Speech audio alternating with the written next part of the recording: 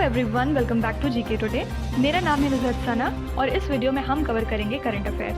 But before that, if you are looking for the English version of this particular video, you can refer to our new channel GK today 2.0। The link has been given in the description box, you can refer to it from there.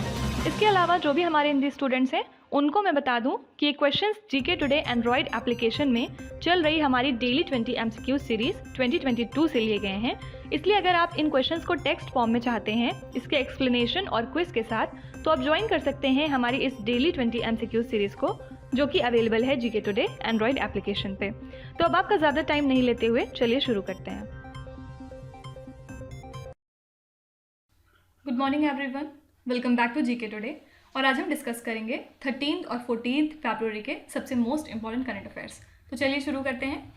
Question number 1, scientist from which country achieved a milestone in nuclear fusion energy by generating 59 megajoule of sustained energy. तो कौन सी country ने हाल ही में एक milestone achieve किया है nuclear fusion energy के मामले में, क्योंकि इन्होंने 59 मिलियन जूल सस्टेन्ड एनर्जी का जनरेट किया है। आंसर क्या है? UK. Actually 1 kg of fossil fuel अपने अंदर कंटेन करती है नियरली 10 मिलियन टाइम्स एनर्जी, किसके कंपैरिजन में? 1 kg ऑफ कोल, ऑयल या फिर गैस की। ठीक है, तो इसलिए फॉसिल फ्यूल काफ़ी ज़्यादा इंपॉर्टेंट हो जाता है। और ये माइलस्टोन किसने अचीव किया है? यूके ने। ठीक है, इसके अलावा हाल ही में मिनिस्ट्री ऑफ कोल ने अनाउंस किया है कि इंडिया का टारगेट कोल प्रोडक्शन के मामले में 1.2 बिलियन टन ही रहने वाला है फॉर द ईयर 2023 टू 24। ठीक है, तो यूनियन गवर्नमेंट ने 2021 में एक सिंगल विंडो क्लियरेंस पोर्टल को लॉन्च किया था। किस लिए? कोल सेक्टर के लिए, ताकि जो भी कोल माइंस हैं उनके ऑपरेशन में इम्प्रूवमेंट और इन्हांसमेंट हो सके। ठीक है, तो एक तरह का ये यूनिफाइड प्लेटफॉर्म है जो कि असिस्ट करता है क्लियरेंस और अप्रूवल जो रिक्वायर होती हैं किसी भी कोल माइन को स्टार्ट करने के लिए। ठीक है, तो पूछा जा सकता है कि इंडिया का टारगेट क्या है 2023 और 24 के लिए कोल प्रोडक्शन के मामले में? आंसर है 1.2 बिलियन टन्स। देखिए, इसके अलावा अभी हाल ही में एक फिगर रिलीज किया है यूएस के सेंसस ब्यूरो ने, जिससे हमें ये पता चलता है कि इंडिया और यूएस का बायलैटरल गुड्स ट्रेड कितना था जनवरी टू दिसंबर 2021 में? 113.391 बिलियन डॉलर्स। ठीक है, तो अभी तक का largest volume of goods trade है ये इंडिया और यूएस की इकोनॉमिक हिस्ट्री में। और इंडिया ने लगभग एक्सपोर्ट किया था 73 बिलियन डॉलर्स, वहीं इंडिया ने इंपोर्ट किया था 40 बिलियन डॉलर्स का। ठीक है, तो 2020 में ये ट्रेड जो था इंडिया और यूएसए का, ये 78.2 बिलियन डॉलर्स से फॉल हो गया था because of corona virus pandemic, जबकि 2019 में कितना था? 92.1 बिलियन डॉलर्स। ठीक है, तो पूछा जा सकता है कि इंडिया यूएस के जो बायलैटरल गुड्स ट्रेड है उसने हाल ही में कौन से माइलस्टोन को अचीव किया है? आंसर है 100 बिलियन डॉलर्स। ठीक है, इसके अलावा कुछ दिनों पहले हमने देखा था कि United Nations conference on trade and development investment trend monitor ने कहा था कि एफडीआई फ्लोज टू इंडिया 2021 में 26% से कम हो गया है। ठीक है, और कब से कंपेयर कर रहे हैं हम? 2020 से। और अगर ग्लोबल एफडीआई की बात करें तो उसमें एक स्ट्रॉन्ग उछाल देखी गई थी, क्योंकि 77% से ये इंक्रीज हुआ था और 1.65 ट्रिलियन डॉलर्स पे पहुंच गया था। ठीक है, जबकि 2020 में वैल्यू कितनी थी? 929 बिलियन डॉलर्स। याद रखिएगा कि चाइना की एफडीआई इनफ्लोज में एक अच्छा खासा इजाफा देखा गया 20% के इंक्रीज के साथ, और कितने पे पहुंच गया? 179 billion dollars. Okay, question number 2, which Indian city has the most traffic congestion as per the TomTom traffic index. तो इस पर्टिकुलर इंडेक्स में कौन सी इंडिया की सिटी है जो कि सबसे ज़्यादा कंजेस्टेड पाई गई? तो हाल ही में जियो लोकेशन टेक्नोलॉजी स्पेशलिस्ट जो कि टॉमटॉम है, इन्होंने रिलीज किया है अपना 11th edition annual TomTom traffic index का। ठीक है, तो ये जो रिपोर्ट है ये एनालाइज करती है ट्रैफिक ट्रेंड्स को बेसिकली 404 सिटीज़ में अराउंड 58 कंट्रीज़ के अंदर। ठीक है, तो इसमें ऑल्दो इंडिया ने अच्छा परफॉर्म किया है क्योंकि 10% का डिक्रीज देखा गया इसमें, लेकिन फिर भी 4 सिटीज़ इंडिया से फीचर हुई थी इस पर्टिकुलर इंडेक्स के ग्लोबल टॉप 25 लिस्ट में। ठीक है, कौन कौन सी थी? फर्स्ट है मुंबई, ये 5th प्लेस पे था। सेकेंड है बेंगलुरु, ये था 10th रैंक पे। थर्ड है न्यू दिल्ली, इसकी रैंक थी 11th। और फोर्थ है पुणे, ये था 21st पे। तो मोस्ट कंजेस्टेड सिटी अगर इंडिया से बात करें तो कौन सी पाई गई? मुंबई। ठीक है, इसके अलावा याद रखिएगा कि इंडिया 5th लार्जेस्ट एक्सपोर्टर बन गया है मिलेट्स के मामले में, ठीक है, पूरी दुनिया में, और ये हम 2020 के डेटा से बात कर रहे हैं। ओके, तो 2020 से 21 में इंडिया ने एक्सपोर्ट किया लगभग $26.97 मिलियन वर्थ मिलेट्स। वहीं 2019 से 20 में हमने एक्सपोर्ट किया था $28.5 मिलियन वर्थ मिलेट्स, ठीक है। और अगर वर्ल्ड एक्सपोर्ट की बात करें मिलेट के मामले में तो ये इंक्रीज हुआ है $380 million in 2019 to $402.7 million in 2020, ठीक है। देखिए ये जो फिगर्स मैं आपको यहाँ पे बताती हूँ ये बिल्कुल भी इंपॉर्टेंट नहीं है, याद रखने की कोई ज़रूरत नहीं है, कभी नहीं पूछा जाएगा आपसे, सिंपली ये सिर्फ एक तरह से समझाने के लिए आपको बताया जाता है, ठीक है। तो इस क्वेश्चन से क्या इंपॉर्टेंट है कि 2020 के डेटा के हिसाब से इंडिया की रैंक क्या है मिलेट एक्सपोर्ट्स के मामले में, आंसर है 5th, ठीक है। बस सिंपली आपको ये याद रखना है। ओके, देखिए अब कुछ इंपॉर्टेंट हम लोग इंडिया की रैंक के बारे में बात करते हैं डिफरेंट इंडेक्स में, ठीक है। तो सबसे पहले है करप्शन परसेप्शन इंडेक्स, क्या रैंक थी इसमें इंडिया की, आंसर है 85। उसके बाद सेकेंड नंबर पे है हेनले पासपोर्ट इंडेक्स, बार बार हम इसको पढ़ रहे हैं, इसमें इंडिया की रैंक थी 83rd। इसके बाद है ग्लोबल हेल्थ सिक्योरिटी इंडेक्स, इसमें इंडिया की रैंक है 66। फिर है वर्ल्ड टैलेंट रैंकिंग रिपोर्ट, इसमें इंडिया है 56 नंबर पे। फिर एशिया पावर इंडेक्स की बात करें तो इंडिया को माना गया है कि वो चौथा मोस्ट पावरफुल कंट्री है एशिया पैसिफिक में। फिर अगर 2021 के ट्रेस ग्लोबल बाइबरी रिस्क रैंकिंग की बात करें तो इसमें इंडिया की रैंक थी 82nd। फिर नेक्स्ट है climate change performance index, climate change के मामले में इंडिया किस रैंक पे है, आंसर है 10th। और लास्ट है ग्लोबल ड्रग पॉलिसी इंडेक्स, इसमें इंडिया की रैंक है 18th, ठीक है। तो ये डिफरेंट टाइप के इंडेक्स हैं जिसमें इंडिया की रैंक बेसिकली बहुत इंपॉर्टेंट है और एग्जाम में पूछा जाता है जनरली, ठीक है, तो याद रखिएगा। नेक्स्ट क्वेश्चन देखते हैं, annual status of education report is published by which institution. Actually प्रथम फाउंडेशन एनुअली कंडक्ट करता है एक तरह का एक्सटेंसिव सर्वे स्कूल्स के अंदर, किस लिए, to analyse the learning outcome of students.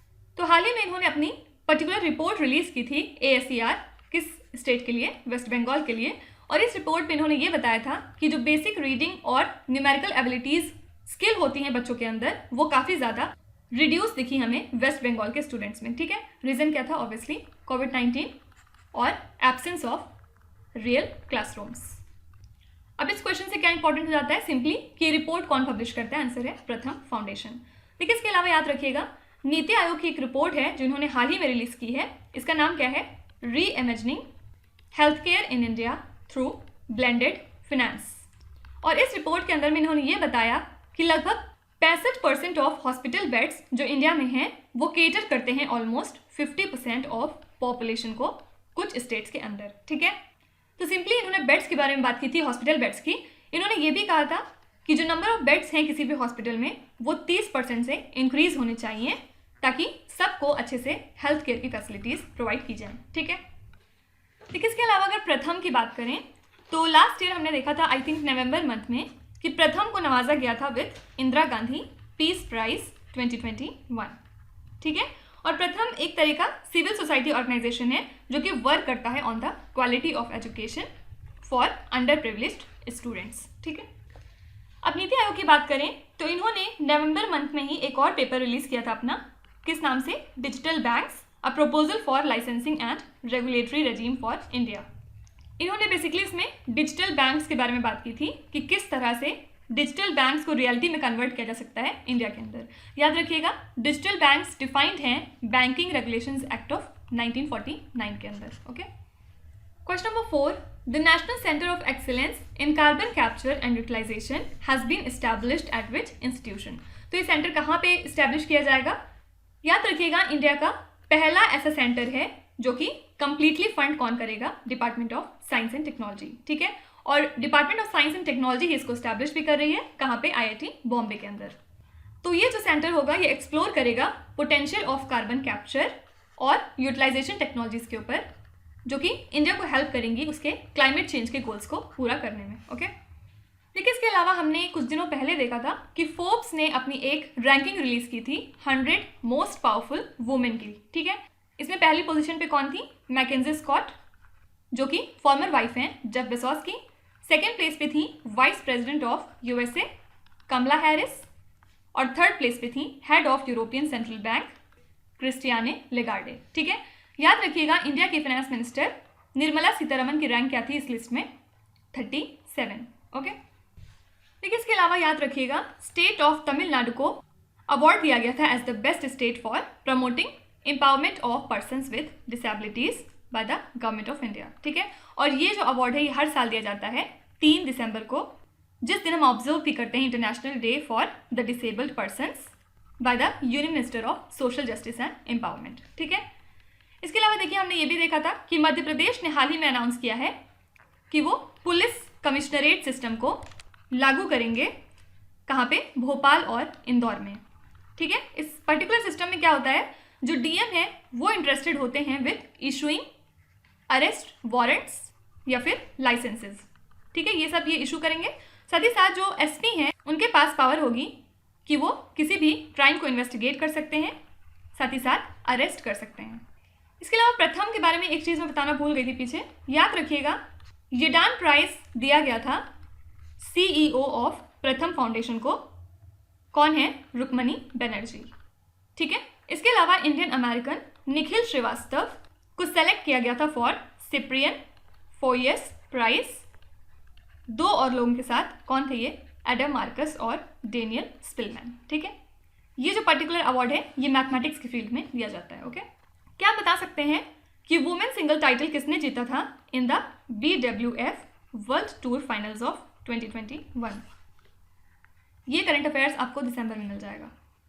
Question number 5, which developing country has imposed a ban on import of drones? तो कौन सी कंट्री ने हाल ही में ड्रोन की इंपोर्ट पे बैन लगा दिया है, मतलब अब कोई भी ड्रोन हम इंपोर्ट नहीं कर सकते हैं? आंसर है इंडिया। हालांकि अगर वो ड्रोन्स रिसर्च और डेवलपमेंट पर्पस के लिए हैं या फिर डिफेंस या किसी तरह के सिक्योरिटी पर्पस के लिए हैं तो फिर वो इंपोर्ट किए जा सकते हैं। ओके, तो ये जो मूव है ये चाइना की एक कंपनी SZDJI टेक्नोलॉजी कंपनी, जो कि दुनिया की टॉप ड्रोन मेकर है, उसको ब्लॉक करता है। साथ ही साथ इंडिया की जो छोटी कंपनीज हैं या लोकल इंडस्ट्री है हमारी ड्रोन वाली, उसको इनकरेज करता है कि वो अपनी प्रोडक्शन को इंक्रीज कर सकें। ठीक है, याद रखिएगा ड्रोन्स बैन है लेकिन ड्रोन के कंपोनेंट्स थोड़े बहुत इंपोर्ट किए जा सकते हैं। देखिए इसके अलावा इंडियन इंस्टीट्यूट ऑफ एस्ट्रोफिजिक्स के एस्ट्रोनॉमर्स ने हाल ही में बिट्स पिलानी के साथ में मिलकर डिवाइस किया है एक आर्टिफिशियल इंटेलिजेंस बेस्ड एल्गोरिथम। किस लिए? To identify potentially habitable planets, मतलब कौन से प्लैनेट्स पे रहा जा सकता है या रहने की प्रोबेबिलिटी है, इस चीज़ को बेसिकली पता करने के लिए। ठीक है, और अगर करंट एस्टिमेट की बात करें तो हमारी गैलेक्सी में अकेले बहुत सारे प्लैनेट्स हैं, मतलब बिलियंस में हैं। ठीक है, और ये जो एल्गोरिथम है ये बेस्ड है एक एनोमली डिटेक्शन मेथड पे। ओके, तो इतनी डीप में जाने की जरूरत नहीं है, सिंपली याद रखिएगा कि कौन सी कंट्री ने बनाया है एक आर्टिफिशियल इंटेलिजेंस बेस्ड एल्गोरिथम जो कि आइडेंटिफाई करेगा अब पोटेंशियली हैबिटेबल प्लैनेट्स को। आंसर है इंडिया। इसके अलावा याद रखिएगा इजराइल दुनिया की पहली ऐसी कंट्री बन गई है जिसने ड्रोन्स को अलाउ किया है, कहाँ पे, सिविलियन एयर स्पेस में। ठीक है, और अगर इजराइल की बात करें तो कुछ दिनों पहले हमने देखा था कि इंडिया और इजराइल ने अपने I4F यानी कि India Israel industrial research and development technological fund को वाइडन किया है। ठीक है, मतलब इसमें कुछ एडिशनल फीचर्स ऐड किए हैं, कब, during their 8th governing body meet. Okay, इसके अलावा प्राइम मिनिस्टर मोदी ने हाल ही में होस्ट किया है first India central Asia summit virtual format में, और इस पर्टिकुलर समिट में किन कंट्रीज के प्रेसिडेंट मौजूद थे virtually? Kazakhstan, Kyrgyzstan, Tajikistan, Turkmenistan और उज्बेकिस्तान। ठीक है, question number 6, what is the new policy repo rate after the February 2022 monetary policy committee meeting? तो आरबीआई का रेपो रेट फिर से अनचेंज है, मतलब 4% पे है, और जो रिवर्स रेपो रेट है वो भी अनचेंज है 3.35% पे। ठीक है, याद रखिएगा। अब आरबीआई के बारे में कुछ बात करते हैं। सबसे पहले याद रखिएगा कि आरबीआई ने हाल ही में कैंसिल किया है इंडिपेंडेंट कोऑपरेटिव बैंक लिमिटेड का लाइसेंस, और ये कहाँ है? नासिक, महाराष्ट्र। ठीक है, रीज़न क्या था? बैंक के पास सफिशिएंट अमाउंट नहीं था। इसका मतलब क्या है कि ये कंप्लाई नहीं कर रहा था provisions of section 56 of banking regulations act of 1949। ठीक है, इसके अलावा आरबीआई ने कुछ रेस्ट्रिक्शंस इम्पोज किए हैं Indian mercantile cooperative bank limited पे, जो कि लखनऊ बेस्ड है। ठीक है, तो बिना अब आरबीआई के प्रायर अप्रूवल के ये जो बैंक है ये कोई भी तरह का लोन्स या फिर एडवांसेस ग्रांट नहीं कर सकता, साथ ही साथ कोई भी नया इन्वेस्टमेंट नहीं कर सकता है, ठीक है। और ये जो रिस्ट्रिक्शंस हैं ये अगले 6 महीने तक रहेंगे और फिर फर्दर इनको रिव्यू किया जाएगा, ओके। इसके अलावा याद रखिएगा आरबीआई 14 से लेके 18 फरवरी 2022 को मनाएगा फाइनेंशियल लिटरेसी वीक, ठीक है। इसमें क्या करते हैं, फाइनेंशियल एजुकेशन मैसेजेस को बेसिकली प्रमोट किया जाता है एक पर्टिकुलर थीम के अंदर। तो याद रखिएगा 2022 के लिए थीम क्या है, गो डिजिटल गो सिक्योर, ठीक है। Question number 7, Namma Shale Nanna Koduge application is an initiative of which state और यूनियन टेरिटरी। हाल ही में कर्नाटका के department of primary and secondary education ने डेवलप किया है ये पर्टिकुलर एप्लीकेशन और एम क्या है, जो भी इंफ्रास्ट्रक्चर नीड्स हैं गवर्नमेंट स्कूल्स में उनको फुलफिल करना, साथ ही साथ जो शॉर्टेज है टीचर्स की उनके बारे में टेक केयर करना, ठीक है। देखिए इसके अलावा कुछ दिनों पहले हमने देखा था कि सेंट्रल गवर्नमेंट ऑफ इंडिया ने हाल ही में डिसाइड किया है कि वो राष्ट्रीय युवा सशक्तिकरण कार्यक्रम को कंटिन्यू करेंगे, कब तक, अगले 5 सालों तक, ठीक है। मतलब 2021-22 से लेके 2025-26 तक के लिए लागत कितनी रहने वाली है, 2710.65 करोड़ रुपीस, ठीक है। एम क्या है, जो लीडरशिप और पर्सनालिटी की क्वालिटीज़ हैं यूथ के अंदर उसको बेसिकली इंप्रूव करना और उनको इंगेज करना नेशन बिल्डिंग एक्टिविटीज़ के अंदर, ठीक है। बेनिफिशरीज कौन है इस पर्टिकुलर स्कीम के, वो सारे यूथ जो कि 15 से लेके 19 साल के पीरियड में आते हैं, ठीक है। अब कुछ और योजनाओं के बारे में बात करते हैं। सबसे पहले प्रधानमंत्री किसान संपदा योजना को एक्सटेंड किया गया है, कब तक, मार्च 2026 तक के लिए, ठीक है। लागत कितनी है, 4600 करोड़ रुपीस। और ये जो स्कीम है ये एडमिनिस्टर कौन करता है, ministry of food processing industries, और एम क्या है, overall growth and development of food processing industries, ठीक है। इसके अलावा प्रधानमंत्री आवास योजना जो कि गवर्नमेंट ऑफ इंडिया का इनिशिएटिव है और एम क्या होता है इसका, अफोर्डेबल हाउसिंग प्रोवाइड करना अर्बन पुअर को, कब तक, बाय द ईयर 2022, ठीक है। तो इन्होंने हाल ही में लास्ट डेट अवेल करने की प्रधानमंत्री आवास योजना की क्रेडिट लिंक सब्सिडी स्कीम, साथ ही साथ AWS और लो इनकम ग्रुप कैटेगरीज को बढ़ा के कब तक कर दिया है, 31 March 2022, okay. Question number 8, as per the NASA what is the total number of objects tracked on orbit as of 2022। तो नासा के अनुसार अभी करेंटली 25,000 टोटल ऑब्जेक्ट ट्रैक किए गए हैं जो कि ऑन ऑर्बिट में हैं, ठीक है। और वहीं अगर 600 किलोमीटर नीचे की बात करें तो 6100 ऑब्जेक्ट्स और देखने को मिल जाएंगे आपको, ओके। और आपको याद होगा कि स्पेस एक्स का एक मिशन है जनरेशन 2 एक्सपेंशन नाम का, जिसके अंदर में इन्होंने ये कहा था कि ये लगभग 30,000 सैटेलाइट लॉन्च करेंगे। तो इसके साथ ही ये जो नंबर है ये ऑब्वियसली डबल हो जाएगा। हालांकि नासा ने ये कहा है कि ये इम्पैक्ट कर सकता है नासा के वेरियस साइंस और ह्यूमन स्पेस फ्लाइट मिशंस को, ठीक है। और इसके बारे में अमेजॉन ने भी कहा था कि उनका जो क्यूपर सिस्टम है वो भी इम्पैक्ट हो सकता है इस वजह से, ठीक है। देखिए इसके अलावा एलॉन मस्क का है स्टारलिंक, आपको पता ही होगा। इसने हाल ही में 49 में से 40 सैटेलाइट्स लूज कर दिए हैं, मतलब ऑर्बिट से गिर गए हैं before they could be commissioned, ठीक है। और क्या रीज़न था जियो मैग्नेटिक स्टॉर्म। तो जब ये लॉन्च हुए थे उसके सेकेंड डे ही ये जियो मैग्नेटिक स्टॉर्म में घिर गए और इसकी वजह से 49 में से 40 सैटेलाइट्स इनके बर्बाद हो गए हैं। एक तरह का ये स्टॉर्म ना सोलर विंड शॉकवेव होता है, ठीक है। और ये तब भी होता है जब cloud of magnetic field interact करती हैं अर्थ के मैग्नेटिक फील्ड के साथ, ठीक है। तो रीज़न कोई भी हो लेकिन जियोमैग्नेटिक स्टॉर्म की वजह से इनके सैटेलाइट्स खराब हो गए, ठीक है।